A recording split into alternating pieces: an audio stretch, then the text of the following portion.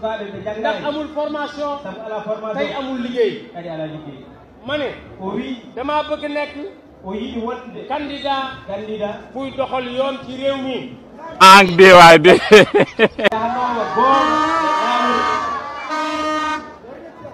buy doxal yoon ci réew mi ndax sabu nguur man li ma gëm mooy kenn waru ko jël di jéem a faagaagal koo xam ne bii rek da ngeen a àndul ci politique.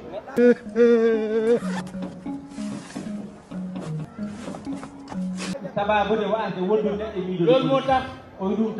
ma ne coppite yi war a am ci justice bi wayla poɗɗo wadde ñaawoore he man ne dogu naa ne dina am kamko waawi ɗum no kala président la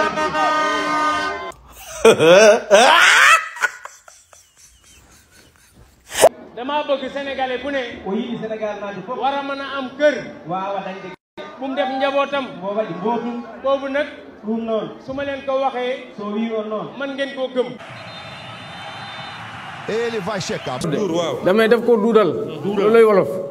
waaw leneen la dégg moom. ah leneen la dégg de voilà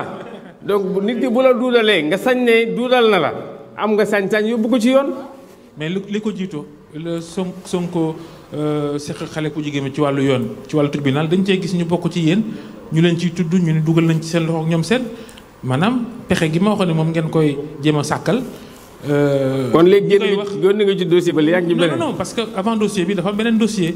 Ousmane Sonko Adji Sarr. waaw ñu gis ci ñu bokk ci yéen ñu ciy dugal seen loxo dégg nañ ay enregistrement audio yu daw ci internet bi ñu teg suñu bët te xàmmee ñi ci doon wax te bokk ci yéen loolu mooy sàkkal pexe gi. loolu dara terewu ko de toute façon li am solo mooy dans ces deux ñaari affaires yëpp dañoo wuute affaire bu njëkk bi benn xale bu jigéen moo wax ne Ousmane daf ko doon sàkku ci lu mu àndut loolu la wax loolu nag bu fekkente ne dëgg la yoon rek moo ko mën a seetal. soo buggee xam xar kanamu régime Macky Sall dëgg ci caay-caay ci ñàkk mën ci ñàkk xam ak ci ñàkk jiital intérêt réew mi boo buggee natt xar kanamu Macky Sall dëgg ci yi may wax da nga koy dem seet ci doomu Linguère di Aly Ngouille Ndiaye ndax fi mu mus a jaar yépp bi mu nekkee ci ministère ak léegi ay tooxi doone ak ay njombe la fa def